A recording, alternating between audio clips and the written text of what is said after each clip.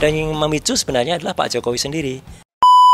Hai guys, kembali bersama saya lagi Bang Bill. Di video kali ini kita masih akan mengupas tentang kisruh ijazahnya Pak Jokowi yang tiada berkesudahan. Saya akan konsisten untuk mengupload video dan pembahasan terkait ijazah palsu sampai dengan kita melihat apakah kemudian hasil dari pengadilan ya atau proses hukum yang sedang berjalan ini akan mendapatkan jawaban dan titik terang yang betul-betul membuat publik kita akan akhirnya damai dari situasi pemberitaan tentang ijazah palsu ini.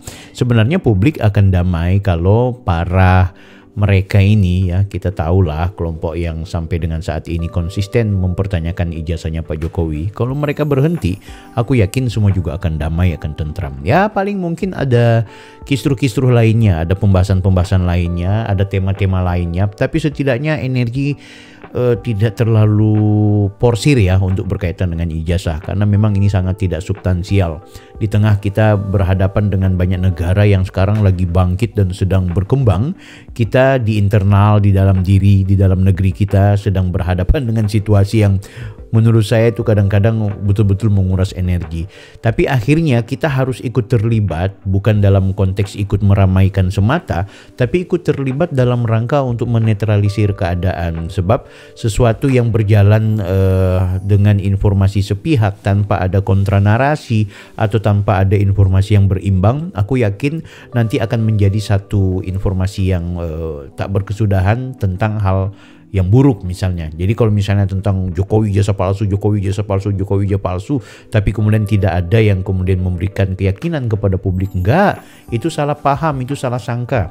Maka kemudian yang terjadi adalah politik keterbelahan itu semakin menganga dan reputasi orang, personal orang, harga diri orang yang sebenarnya punya kebaikan, punya nilai-nilai positif itu akhirnya tergerus oleh karena isu seperti ini. Nah di video kali ini kita dengarkan yuk curhatnya Roy Suryo. Dia curhat nih bahwa ternyata yang memulai kisruh ijazah palsu ini katanya dari Pak Jokowi. Ah ini menyesatkan lagi logika ini gitu kan. Tapi coba kita dengarkan dulu sambil kemudian kita ulik-ulik guys. Oke, ini videonya, teman-teman langsung cek aja di layar. Silakan, ini dia. Dan yang memicu sebenarnya adalah Pak Jokowi sendiri. Ketika tahun 2013 dia bercanda dengan Prof. Mahfud MD di sebuah acara bulan Juni itu 2013 tentang IP atau indeks prestasi. Singkat kata waktu itu Pak Mahfud cerita IP-nya 3,8, Pak Jokowi cerita di bawah 2. Nah publik kemudian bertanya, loh kok IP di bawah 2 kok bisa lulus dari UGM? Nah ini sebenarnya agak menyesatkan juga. Sebab Roy Suryo sendiri mengatakan bahwa ada candaannya Pak Jokowi dengan Prof. Mahfud gitu, bahwa Pak Jokowi tidak memiliki IPK di atas 2, tidak nyampe 2 gitu. Bisa nggak ini ditelisik lebih jauh lagi gitu? Anda sendiri bilang bahwa ini candaan. Kalau bicara canda, jarang sekali yang namanya bercanda itu sesuatu yang objektif atau yang benar gitu. Bukan bermaksud juga orang bercanda itu berbohong ya, tidak. Canda, jadi memang kadang-kadang sulit ya orang bermaksud A jadi B. Bahasa-bahasa politisi kan begitu. Kenapa dia tidak tafsirkan Pak Jokowi ini manusia politik? Maka Pak Jokowi yang dikenal sebagai pribadi yang sederhana, yang dianggap proletar, yang dianggap wong deso, kadang-kadang dia sangat ya memposisikan diri sebagai orang yang kadang-kadang kalau secara formal kita lihat ini nggak pantas jadi pejabat publik gitu kan. Ini orang nggak pintar kok jadi presiden, pelangak pelongok, kurus, krempeng. Lah Pak Jokowi itu melegitimasi ketika kemudian orang menghina dia dengan personifikasinya, dengan hal yang sifatnya personalnya ya. Dia amini dan iya nggak apa-apa gitu kan. Jadi ketika dia juga bercanda bahwa IP saya nggak sampai 2, ya namanya aja bercanda gitu. Kenapa kok seolah-olah ini narasi yang dibangun ini untuk kemudian mengkambing hitamkan Pak Jokowi. Jadi memang sengaja supaya kisruh ijazah palsu ini seolah-olah seakan-akan memang dari Pak Jokowi itu sendiri. Tapi nggak apa-apa, itu juga hal yang barangkali menurut saya bagian dari cara orang berpikir dan kualitas Roy Suryo dan kawan-kawan yang memang cuma sampai segitunya guys. Oke, kita ikuti dulu ya sampai sejauh mana dia akan curhat ini. Gitu, padahal kan katanya lulusnya 5 tahun. Setelah itu muncullah banyak analisis-analisis ya, termasuk dari Dokter Tifa, dari Opposite, dari Guru Gembul dan lain sebagainya, itu yang benar. Sampai ada orang yang sempat kemudian menggugat, yaitu yang namanya Bambang Tri ya, dan ditentaskan dengan di YouTube-nya Gus Nur. Cuman malah berakibat mereka berdua kemudian dipidana ya gitu, dikriminalisasi lah gitu. Nah, ini stop ya, Mas Roy. Tidak boleh bilang kriminalisasi. Kriminalisasi itu orang yang tidak bersalah disalahkan. Kalau Gus Nur dan juga Bambang Tri itu bukan kriminalisasi. Wong jelas kok mereka melakukan pembohongan publik, pembodohan publik dan menyebarkan hoaks. Kan gitu, itu bukan kriminalisasi, artinya ya salah mereka sendiri gitu. Kriminalisasi itu adalah orang kemudian dipenjarakan, ditangkap atau dilaporkan padahal dia tidak melakukan pelanggaran. Wong jelas kok mereka bersumpah-sumpah di medsos melakukan penyesatan opini. Wow, jangan. Pengadilan kita nggak semurah itulah. Bahwa ada banyak catatan di pengadilan kita, banyak hakim-hakim yang tertangkap karena korupsi. Oke, kita harus akui itu. Tapi apakah itu kemudian mengeneralisasi seolah-olah pengadilan dan peradilan kita itu salah semua? Nggak lah, nggak separah itu Mas, kan gitu ya. Kita lanjutin ya, guys. Nah, itulah yang kemudian membuat yang namanya Dekan Fakultas Kehutanan, Pak Sigit Sunarta itu menunjukkan ijazah fotokopi. Ya, ini yang malah memacu. Ketika kemudian orang baru melihat penampilan ijazah fotokopi itu, kemudian banyak analisis yang ada di situ, termasuk juga soal skripsi. Nah, sampai kemudian ada yang heboh ketika pertengahan Maret itu ada seorang ahli lulusan UGM kebetulan ya, dia S1 S2-nya UGM, S3-nya dari Jepang, namanya Dr. Rismon Hasiholansyanipar, itu datang ke Saya klarifikasi guys ya, S2 S3-nya dari Jepang itu tolong kita harus dapat informasi yang jelas dulu. Di 2 video saya sebelumnya sudah saya ungkap bahwa Rismon ternyata tidak pernah lulus S2, tidak pernah lulus S3 di Yamaguchi, Jepang. Kecuali dia sudah klarifikasi. Nah, memang ada videonya yang dia sebarkan bahwa dia punya ijazah, transkrip nilai, dan lain-lain sebagainya. Tapi ternyata ijazahnya itu tidak seperti ijazah yang seharusnya Yamaguchi Jepang, yaitu yang berwarna kuning ya. Sementara dia punya itu seperti salinan kertas putih yang kemudian ada stempel. Nah, itu jadi pertanyaan. Jadi selama dia belum klarifikasi bentuk kertas, dia belum klarifikasi ijazah itu, maka jangan pernah menyebut bahwa Rismon itu adalah seorang doktor. Sama juga dengan Dokter Tifa. Selama dia belum lulus S3, jangan pernah panggil doktor. Dan kalau perlu kita juga ingatkan ke Dokter Tifa, kalau boleh DR-nya itu yang kecil, bukan D besar R kecil. Nah, itu penyesatan publik. Karena D besar R kecil itu doktor, tapi D kecil R kecil itu dokter. Dokter ya, dokter pakai E. Oke ya. Nah, kita dengarkan dulu nih. UGM, kemudian melakukan penelitian terhadap skripsinya, karena yang bisa dilihat adalah skripsinya, bukan ijazahnya, dan dia mengatakan banyak sekali kejanggalan di skripsinya, dan dia mengatakan bahwa 1000% palsu. Saya yang sempat juga melakukan penelitian hal itu ya semenjak tahun 2020-an waktu itu, kemudian tergerak untuk meneliti lagi, karena berarti apa? Skripsinya masih ada, dan bisa kita periksa. Akhirnya ada satu kelompok yang namanya TPUA, tim pembela ulama dan aktivis, yang sempat mengajukan gugatan juga soal ijazah palsu ini di Barreskrim pada akhir tahun yang lalu. Itu menunjuk kami bertiga, saya, Dr. Roy, ya, kemudian Dr. Rismon, dan kemudian Dr. Tifa, itu menjadi ahli di antara mereka.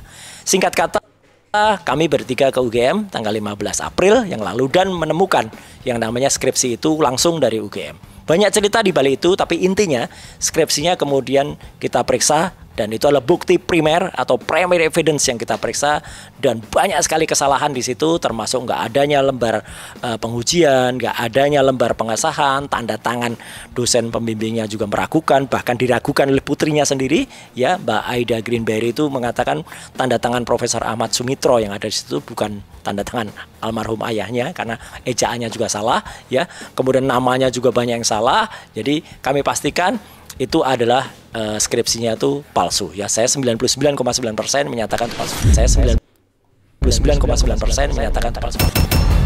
Oke guys, jangan tertipu dengan pernyataannya Roy Suryo ini. Tapi oke, enggak apa-apa, kita harus ikuti dan terima sebagai bagian dari tambahan informasi. Aku harus tegaskan ya, pertama Roy Suryo, Rismon, dan juga Tifa serta kelompok atau elemen lainnya yang mendatangi UGM ini adalah entitas masyarakat yang sebenarnya punya hak untuk memang melakukan penelitian. Wajar, itu sesuatu yang sifatnya demokratis dan menjadi sesuatu yang perlu diapresiasi. Tapi menurutku juga terlalu offside. Kenapa aku bilang offside? Karena mereka ini mendatangi satu lembaga di mana lembaga itu punya hak otonom. Kalau kita mau belajar ya, kalau nggak salah di Undang-Undang nomor 12 ya tahun 2012 tentang perguruan tinggi kalau nggak salah, atau pendidikan tinggi, aku lupa. Tapi di situ ada yang namanya pembahasan di pasal 60-an itu. Anda bisa cek ya. Pokoknya di 60-an, terutama di 64 ada penjelasan tentang bagaimana otonomi sebuah kampus, lembaga pendidikan ya, terutama kampus universitas yang memang mereka punya otonomi yang bagaimana mengelola secara internal. Jadi tidak bisa diintervensi oleh pihak luar, tidak bisa diintervensi bahkan oleh pemerintah. Tentu yang dimaksud dengan otonomi di sini adalah berkaitan dengan penyelenggaraan, berkaitan dengan hal-hal teknis yang sesungguhnya di sana termasuk juga berkaitan dengan bagaimana model ijazah, bagaimana model skripsi, bagaimana peremajaan dokumen, bagaimana arsipnya, bagaimana kemudian proses belajar mengajar, bagaimana penilaian, bagaimana merekrut orang menjadi dosen, merekrut orang menjadi mahasiswa, merekrut orang menjadi pejabat-pejabat, dan termasuk menjadikan seseorang sebagai rektornya. Itu ada otonomi yang dimiliki oleh pihak kampus, terutama dalam konteks universitas yang memang di bawah naungan Kementerian Pendidikan, kan gitu. Beda kalau Kementerian Agama misalnya. Kalau Kementerian Agama biasanya ada model-model tertentu di mana Kementerian Agamanya mengintervensi secara langsung. Itu pun tetap yang namanya kampus agama maupun bukan kampus agama ada hak otonom dan itu diatur dalam undang-undang. Nah, ketika kemudian ada elemen masyarakat yang mendatangi kampus semena-mena seolah-olah sebagai polisi dan sebagai orang yang kepingin mendapatkan hak jawab atau mendapatkan konfirmasi tertentu, itu juga perlu dievaluasi karena terlalu murahannya kalau kemudian kampus hanya karena kebetulan Roy Suryo alumni, Tifa alumni, Rismon alumni, dan juga atas nama rakyat yang anti sama Pak Jokowi terus mau mengulik-ngulik soal ijazah Pak Jokowi, itu juga sesuatu yang tidak etis. Itu harus dipahami seperti itu juga. Nah, makanya aku berpikir sebenarnya kalaupun mereka menganggap bahwa ada kejanggalan dalam konteks ijazahnya Roy Suryo dan ijazahnya Pak Jokowi, seharusnya yang mereka lakukan hari ini adalah bukan kemudian mengkampanyekan atau memamerkan alias juga meributkan soal Pak Jokowi pemilik ijazah palsu, melainkan membuat satu opini yang jauh lebih tajam mengkritik kepada UGM. Iya dong, jadi hajarnya ke UGM bukan hajarnya ke Pak Jokowi. Walaupun Roy Suryo menyebut bahwa tidak ada motif politik di situ, tapi akhirnya jadi problem politis kan gitu. Kekisruhan ini kekisruhan politis, bagaimana tidak bisa dibaca sebagai kisruh politik. Tifa yang begitu getol itu kan adalah anak abah, pembela Anies Baswedan, kerabatnya Anies Baswedan, katanya berteman dari sejak kecil ya, yang kemudian dia mengatakan bahwa Anies itu orang internasional, walaupun Allah tidak memberikan dia kesempatan sebagai presiden di Republik Indonesia, dia adalah orang yang hebat, dia adalah orang yang perlu diapresiasi. Itu kan lucu. Jadi kalaupun ada masalah font, ada masalah, loh kenapa nggak biarkan saja itu jawabannya ada di UGM. Kalau UGM bilang asli, selesai. Kalau UGM bilang bahwa aman, aman. Kalau UGM bilang udah masalah font biarin aja, itu kan sudah seperti itu. Nggak mungkin juga Pak Sigit mengetahui tahun 1980-an itu kenapa kok begini fontnya. Ya itu biarin aja, karena juga teman-temannya Pak Jokowi kan persis. Nah, ini sebelum lanjut aku tunjukkan ya, ada Pak Andi yang bagian dari kerabat Pak Jokowi, kerabat dalam artian teman sejawat dalam konteks perjuangan di kampus, aja perlihatkan ijazahnya persis kayak Pak Jokowi, walaupun kemudian yang diperlihatkan oleh Rismon dan juga Suryo itu adalah palsu ya, sebagaimana yang mereka analisa. Ya sudah, itu urusan berikut, tapi coba perhatikan baik-baik. Ini aku perlihatkan ke teman-teman ya, bagaimana kemudian ijazahnya Pak Jokowi itu persis dengan miliknya Pak Andi. Tapi kita ikuti ya keterangannya Pak Andi dulu nih guys. Langsung saja, ini dari Kompas. Ini ya. Kupang ya Pak ya? Ya, komedian juga Pak. Ini hasilnya info aja. Kurang lebih kan sama itu. Yang itu loh Mbak. Ini ya. komedian nih loh Pak. Kita akan dengarkan sampai selesai ya guys ya, Oh, supaya nah ini waktu di bagus istana. Oh, ketemu Pak ya. Saya di istana. Nah ini waktu Tambora menyapa dunia, dia datang kan. Nah, saya sambut di bandara. Yang mana Pak? Yang mana? Ini Pak Johan, ini saya, ini ini baru Pak Jokowi, ini Heru. Skripsinya karena saya menganggap saya itu silvikultur, jadi saya mengambilnya itu masalah penanaman di hutan gitu ya. Nah, kalau Pak Jokowi kan masalah pemanfaatan kayunya, pola pemanfaatan kayu, konsumsi kayu apa pemanfaatan kayu lah itu. Jadi mereka merasa bahwa oh ini jurusan saya sebenarnya ini. Nah, tetapi kalau secara akademiknya nggak ada jurusan itu. Sehingga kalau di dalam ijazah jurusan itu dicoret, nggak ada jurusannya. Ya, kalau dibilang sarjana apa, sarjana kehutanan, gitu. Jurusan apa nggak ada, gitu ya. Jadi memang saya kuliah bareng sama Pak Jokowi dari tahun 80 sampai 85. Nah di tahun pertama, tahun kedua itu kan banyak kita mengambil mata kuliah wajib. Misalnya gini, mata kuliah dasar kan, kita mengambil agama, udah jelas ya. Kemudian mengambil MKDU Pak, MKDU. Ya, yang itu pokoknya udah gitu. Itu kita kuliahnya bareng, ya, bareng semua. Nah, terus kemudian dan mata kuliah itu kan ada banyak bersyarat, ya. Misalnya untuk mengambil statistik 1 kita harus mengambil matematika dulu, gitu. Nah, kemudian statistik 2 kita harus lulus statistik 1 kan gitu terus gitu kan. Nah, disitulah kemudian kita mulai berbeda-beda karena ada yang pinter banget sehingga dia lancar, ada yang mau ngambil statistik tapi matematikanya belum lulus gitu.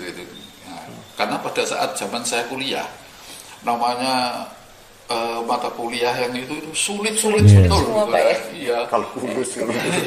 Ada fisika, ada ya akhirnya kalau kita mau melihat jawabannya Pak Andi ini sangat polos ya, sangat bagaimana kemudian dia memperlihatkan bahwa sebenarnya banyak hal yang secara teknis dan kesejarahan itu juga coba dipandang lebih realistis. Nah jadi sebenarnya yang harus jangan dilupakan oleh Roy Suryo dan kawan-kawan, ya selesai di UGM kan gitu. Kenapa aku bilang selesai di UGM? Ya karena memang mereka punya hak otoritas dan hak otonom. Jadi aku nggak ngerti ya kira-kira dengan tampilnya Pak Andi tadi ini, apakah kemudian meminimalisir pergerakannya Roy Suryo dan kawan-kawan?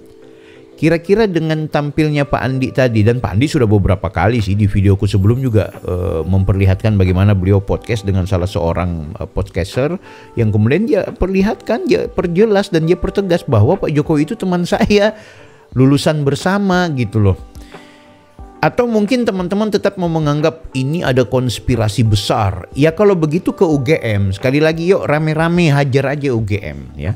Tapi sekali lagi ingat ya, jangan lupa walaupun kemudian UGM atau negara ini memberikan ruang sebebas-bebasnya secara demokratis kepada setiap orang untuk dengan nalar kritisnya mempertanyakan, menggugat dan lain-lain sebagainya. Ingat, UGM sebagai sebuah kampus itu dilindungi oleh undang-undang untuk kemudian punya hak otonom. Harus ingat itu ya. Jadi kalau menurut kalian bahwa ijazahnya Pak Jokowi ini tidak beda dengan yang lainnya, walaupun yang lainnya juga ini kan ternyata pada faktanya yang lainnya sama dengan Pak Jokowi gitu. Atau mungkin Rismond karena dia udah terlanjur bilang tidak ada time New Roman di saat tahun 1985, itu teknologi yang baru nanti tahun 90-an. Oke, katakanlah benar teorinya Rismond ini. Katakanlah memang benar. Tapi boleh nggak hargai bahwa ketika kampus mengatakan enggak, itu intinya Jokowi adalah lulusan UGM, ijazahnya asli ya. Mau Temni Roman, mau teman-temannya punya ijazah baru diterbitkan kemarin sore apa semua, please deh, tolong pahami itu sebagai satu landasan dan kekuatan hukum yang mengikat bahwa Jokowi itu bukan abal-abal lulusan dari UGM. Bisa nggak kira-kira sampai ke wilayah itu? Bisa nggak sampai ke situ? Kan gitu. Kenapa memaksakan ego dan pemikiran Anda gitu. Makanya Bang Sandi yang kader PSI itu bilang, bisa nggak kita juga memahami aspek psikologi, sosiologi, kesejarahan, kenapa modelnya seperti itu, kenapa skripsinya seperti ini. Bisa nggak difahami itu? Kita kan nggak pernah tahu itu. Kalau aku sih ya, kalau aku jadi teman-teman yang sok-sok jadi pahlawan ini yang mendatangi UGM, seharusnya malu ketika UGM sudah mengatakan ini asli dan mereka lulusan.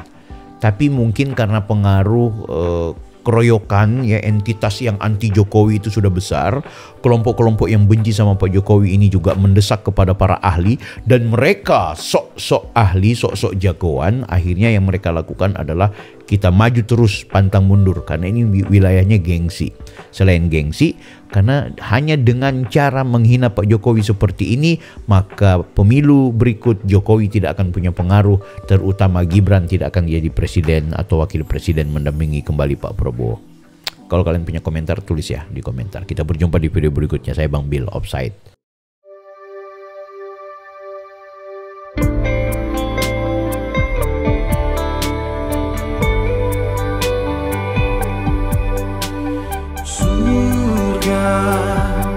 Jalannya ada di dunia.